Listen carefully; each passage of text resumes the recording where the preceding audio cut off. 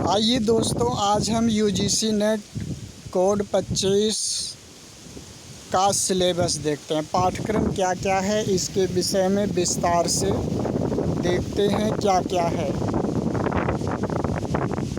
इसमें पहली इकाई आपकी है वैदिक साहित्य से संबंधित। वैदिक साहित्य में आपको क्या क्या पढ़ना है। वैदिक साहित्य का सामान्य परिचय, जिसमें वेदों का काल किन किन के मत में पढ़ना है। मैक्स मूलर, ए वेबर, जैकोबी, बाल गंगाधर तिलक, एम विंटरनेज, भारतीय परंपरागत विचार। फिर संहिता साहित्य पढ़ना है। संवाद सूक्त पढ़ना है। संवाद सूक्त में पुरूरवा, उर्वशी, यम यमी, शर्मा पढ़ी, विश्वामित्र नदी संवाद सूक्त। फिर ब्राह्मण साहित्य पढ़ना है। फिर आरण्यक साहित्य पढ़ना है। उसके बाद वेदांग, शिक्षा, कल्प, व्याकरण, निरुक्त, छंद, ज्योतिष।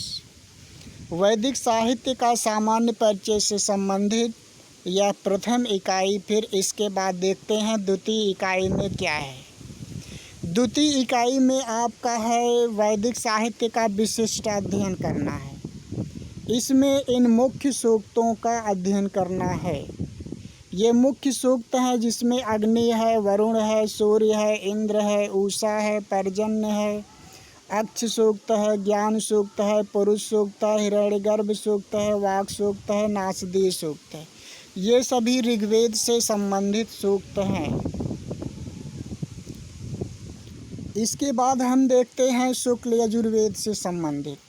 शुक्ल यजुर्वेद से संबंधित शिव संकल्प सूक्त और प्रजापति सूक्त। फिर अथर्ववेद सूक्त में आते हैं। अथर्ववेद में कौन कौन से सूक्तों का आपको विशिष्ट अध्ययन करना है। पहला है राष्ट्राभिवर्धन सूक्त, फिर है काल सूक्त, फिर है पृथ्वी सूक्त, फिर है ब्राह्मण साहित्य पढ़ना आपको। ब्राह्मण साहित्य में प्रतिपाद्य विषय, विधि एवं उसके प्रकार, अग्निहोत्र, अग्निष्टोम, दर्श, पूर्णमास यज्ञ, पंच महायज्ञ, आख्यान में सुनहसेप और वांगमनस आख्यान। फिर आइए देखते हैं उपनिषद साहित्य पे। उपनिषद साहित्य में ईश, कठ, केन, बृहदारण्यक, तैत्तिरीय और श्वेताश्वतर उपनिषद का विषय वस्तु एवं प्रमुख अवधारणाओं का अध्ययन करना है। फिर आइए देखते हैं वैदिक व्याकरण, निरुक्त एवं वैदिक व्याख्या पद्धति। इसमें आपको क्या क्या देखना है। वैदिक व्याकरण में जैसे ऋक् प्रातिशाख्य हुआ, इसमें है समानाक्षर, संदक्षर, अघोष, सूक्ष्म, स्वर, भक्ति, यम, रक्त, संयोग, प्रगृह्य, रेफित। ये पारिभाषिक शब्द पढ़ने हैं। फिर निरुक्त और प्रथम और द्वितीय अध्याय में नाम, आख्यात, उपसर्ग, निपात, इन 4 पदों को पढ़ना है। ये जो निपात की कोटियाँ हैं इनको पढ़ना है। निरुक्त अध्ययन के प्रयोजन, निर्वचन के सिद्धांत, निम्नलिखित शब्दों की व्युत्पत्तियाँ। आचार, वीर, हृद, गो, समुद्र, वृत्र, आदित्य, उषा, मेघ, वाक, उदक, नदी, अश्व, अग्नि, जातवेदस, वैश्वानर, निघंटु। फिर इसके बाद हम देखते हैं निरुक्त का दैवत कांड। निरुक्त का दैवत कांड। फिर वैदिक स्वर। वैदिक स्वर में हमको देखना है उदात्त, अनुदात्त और स्वरित। फिर है वैदिक व्याख्या पद्धति। वैदिक व्याख्या पद्धति में हमें प्राचीन और अर्वाचीन व्याख्या पद्धति को देखना है। इसके बाद आइए देखते हैं तृतीय यूनिट। तृतीय यूनिट में हमें प्रमुख भारतीय दर्शनों का सामान्य परिचय पढ़ना। जैसे इसमें 3 हुए जो है नास्तिक दर्शन, चार्वाक, जैन, बौद्ध, और न्याय, सांख्य, योग, वैशेषिक, मीमांसा के संदर्भ में प्रमाण संबंधी विचार, तत्व मीमांसा, आचार मीमांसा, इनका विस्तार से अध्ययन करना है। इसके बाद आते हैं इकाई नंबर 4, जो कि दर्शन का विशिष्ट अध्ययन करना है। जैसे सांख्य कारिका, इसमें सत्कार्यवाद, पुरुष का स्वरूप, प्रकृति स्वरूप, सृष्टि क्रम, प्रत्यय, कैवल, सदानंद का वेदांत सार, जिसमें अनुबंध, चतुष्टय, अज्ञान, अध्यारोप, अपवाद, लिंग, शरीरोत्पत्ति, पंचीकरण, विवर्त, महावाक्य, जीवन मुक्ति। फिर अन्नम भट्ट का तर्क संग्रह अथवा केशव मिश्र का तर्क भाषा। इसमें हमें अध्ययन करना है पदार्थ, कारण, प्रमाण, प्रत्यक्ष, अनुमान, उपमान, शब्द, प्रामाण्यवाद और प्रमेय। फिर हमें पढ़ना है लौगाक्षी भास्कर का अर्थ संग्रह। फिर पढ़ना है पतंजलि का योग सूत्र। इसमें चित्त की भूमियाँ, चित्त की वृत्तियाँ, ईश्वर का स्वरूप, योगांग, समाधि और कैवल्य पढ़ना है। इसके बाद इसमें हमें देखना है बादरायण का ब्रह्मसूत्र, जिसमें शंकर भाष्य जिस पर दिया गया है वह हिस्सा पढ़ना है।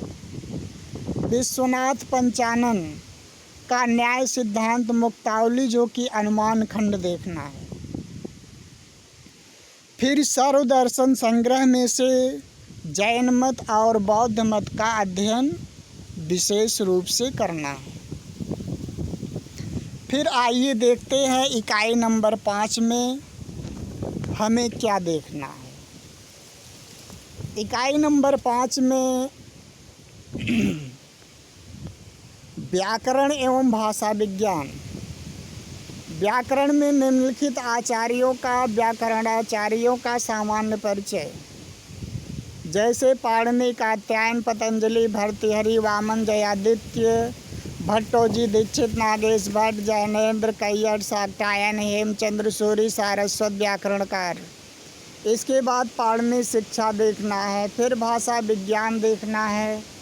देखते हैं भाषा विज्ञान में हमको क्या क्या पढ़ना है, जैसे भाषा की परिभाषा, भाषा का वर्गीकरण, आकृत, मूलक एवं पारिवारिक वर्गीकरण, ध्वनियों का वर्गीकरण, स्वर, संघर्षी, अर्धस्वर, स्वर, मानवीय ध्वनियन, ध्वनि परिवर्तन के कारण ध्वनि नियम, जैसे ग्रिम, ग्रासमान और वर्नर का नियम। इसके बाद हमको देखना है अर्थ परिवर्तन की दिशाएं भाषा विज्ञान में, कारण, वाक्य का लक्षण, भेद, भारोपी परिवार का सामान्य परिचय, और फिर जो है वैदिक संस्कृत एवं लौकिक संस्कृत में अंतर, भाषा और वाक्य में अंतर, भाषा और बोली में अंतर। इसके बाद आती है जो है 6ठी यूनिट, जो कि हमें व्याकरण का जो है विशिष्ट अध्ययन करना है। इसमें व्याकरण के कुछ पारिभाषिक शब्द हैं, जैसे संहिता, संयोग, गुण, वृद्धि, प्रातिपदिक, नदी, घी, उपधा, अप्रयुक्त, गति, पद, विभाषा, सवर्ण, टी, प्रगृह, सर्वनाम, स्थान, भय, सर्वनाम, निष्ठा। फिर जो है संधि कौन कौन सी पढ़नी है, अच संधि, हल संधि, विसर्ग संधि, लघु सिद्धांत कौमुदी के अनुसार। सुबंत में क्या पढ़ना है, अजंत शब्दों के रूप, जैसे राम और सर्व तीनों लिंगों में, विश्वपा, हरि और त्रि या तीनों लिंगों में, सखी, सुधी, गुरु, पितृ, गौ, रमा, मति, नदी, धेनु, मात्र, ज्ञान, वार, मधु, इन सभी शब्दों के रूपों का हमें विस्तार से अध्ययन करना है। फिर उसके बाद हलंत देखना है। हलंत में लिह, विश्वाहु, चतुर तीनों लिंगों में, इदम तीनों लिंगों में, किम तीनों लिंगों में, तत् तीनों लिंगों, फिर राजन, मघवन, पथिन, विद्वस, अस्मद, युष्मद शब्दों के रूपों को देखना है। इसके बाद देखते हैं क्या क्या देखना है। इसके बाद आता है इसमें समास। समास में अव्ययी भाव, तत्पुरुष, बहुब्रीहि और द्वंद्व। फिर जो है तद्धित में अपत्यार्थक और मत्वर्थी देखना है। तिङन्त में भू, एद, अद, अस, हु, दिव, सुई, तुद, तन, क्री, रुद, क्री, चुर धातु पढ़ना है। फिर जो है प्रत्ययांत में ऋजंत, सन्नंत, यन्नंत, यनलुगंत, नाम धातु। कृदंत में पढ़ना है तव्यत, अनियर, यत, ण्यत, क्यप, सत्र, सानस, त्वा, त, तव, तुतुमु, नुडमुल। स्त्री प्रत्यय में देखना है लघु सिद्धांत कौमुदी के अनुसार, कारक प्रकरण देखना है सिद्धांत कौमुदी के अनुसार, परस्मय पद एवं आत्मनेपद विधान सिद्धांत कौमुदी के अनुसार, महाभाष्य देखना है, पश्पसानिक महाभाष्य, जिसमें शब्द की परिभाषा, शब्द एवं अर्थ संबंध, व्याकरण अध्ययन के उद्देश्य, व्याकरण की परिभाषा, साधु शब्द के प्रयोग का परिणाम, व्याकरण पद्धति। इसके बाद हमें देखना है वाक्य पदयम। वाक्य पदयम में ब्रह्मकांड पढ़ना है। ब्रह्मकांड में क्या क्या पढ़ना है? स्फोट का स्वरूप, शब्द ब्रह्म का स्वरूप, शब्द ब्रह्म की शक्तियाँ, स्फोट एवं ध्वनि का संबंध, शब्द अर्थ संबंध, ध्वनि के प्रकार, भाषा के स्तर। फिर आइए अगली यूनिट देखते हैं, इसमें क्या क्या पढ़ना है। इसमें हमें देखना है संस्कृत साहित्य का काव्यशास्त्र एवं छंद परिचय। संस्कृत साहित्य में निम्नलिखित कवियों का सामान्य परिचय, जैसे भास, अश्वघोष, कालिदास, शूद्रक, विशाखदत्त, भारवी, माघ, हर्ष, बाणभट्ट, दंडी, भवभूत, भट्ट नारायण, बिल्हड़, श्रीहर्ष, अंबिका दत्त, व्यास, पंडिता क्षमाराव, वी राघवन, श्रीधर, भास्कर, वर्णेकर। काव्यशास्त्र में रस संप्रदाय, अलंकार संप्रदाय, रीत संप्रदाय, ध्वनि संप्रदाय, वक्रोक्त संप्रदाय, औचित्य संप्रदाय। पाश्चात्य काव्यशास्त्र में पढ़ना है अरस्तु, लोंजाइनस, क्रोचे को। आइए अगली यूनिट देखते हैं। 8वीं यूनिट में हमको क्या क्या पढ़ना है। 8वीं यूनिट में निम्नलिखित का विशिष्ट अध्ययन करना है, जैसे पद्य। पद्य में बुद्ध चरितम, रघुवंशम, किरातार्जुनीयम, शिशुपाल वधम, नैषधीय चरितम। नाटक में स्वप्नवासो दत्तम, अभिज्ञान शाकुंतलम, बेड़ी संहारम, मुद्रा राक्षसम, उत्तर रामचरितम, रत्नावली, मृच्छकटिकम, 10 कुमार चरितम, हर्षचरित, कादम्बरी। 10 कुमार चरितम का अष्टम उच्छ्वास देखना है, हर्षचरितम का पंचम उच्छ्वास देखना है, कादम्बरी का सुगनासोपदेश, चंपू काव्य में नल चंपू का प्रथम उच्छ्वास, साहित्य दर्पण से संबंधित काव्य परिभाषा, काव्य की अन्य परिभाषाओं का खंडन, शब्द शक्तियों में अभिधा, लक्षणा और व्यंजना, काव्य के भेद, ये चतुर्थ परिच्छेद में है। फिर श्रव्य काव्य, गद्य, पद्य, मिश्र और काव्य के लक्षण। फिर आगे देखते हैं काव्य प्रकाश से हमको क्या क्या पढ़ना है। काव्य प्रकाश में हमें देखना है काव्य लक्षण, काव्य प्रयोजन, काव्य हेतु, काव्य भेद, शब्द शक्ति, अभिहितान्वयवाद, अन्विताभिधानवाद, रस स्वरूप, रस सूत्र विमर्श, रस दोष, काव्य गुण, व्यंजनावृत्ति की स्थापना। अलंकार।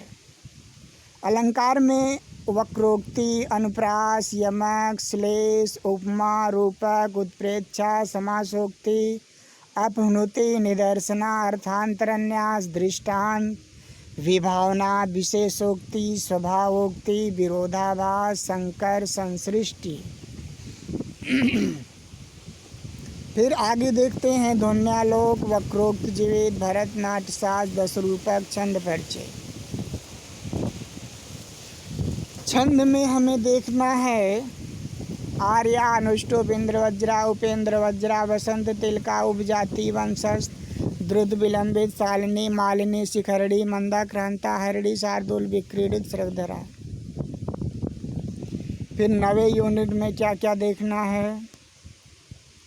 9वें यूनिट में रामायण देखना है। रामायण की विषय वस्तु, काल, रामायण कालीन समाज, परवर्ती ग्रंथों के लिए प्रेरणा स्रोत, साहित्यिक महत्व, रामायण में आख्यान। फिर देखना है महाभारत। महाभारत में विषय वस्तु, काल, महाभारत कालीन समाज, परवर्ती ग्रंथों के लिए प्रेरणा स्रोत, साहित्यिक महत्व, महाभारत में आख्यान। फिर जो है पुराण पढ़ना है। पुराण में पुराण की परिभाषा, महापुराण, पौराणिक सृष्टि विज्ञान, पौराणिक आख्यान। फिर देखना है प्रमुख स्मृतियों का सामान्य परिचय, अर्थशास्त्र का सामान्य परिचय, लिपि, अभिलेख का सामान्य परिचय। आइए देखते हैं 10वां यूनिट, अंतिम यूनिट। इसमें क्या क्या पढ़ना है। इसमें देखिए कौटिल्य का अर्थशास्त्र, विनयाधिकारिक प्रकरण, मनुस्मृति, प्रथम द्वितीय सप्तम अध्याय, याज्ञवल्क्य की स्मृति, व्यवहाराध्याय।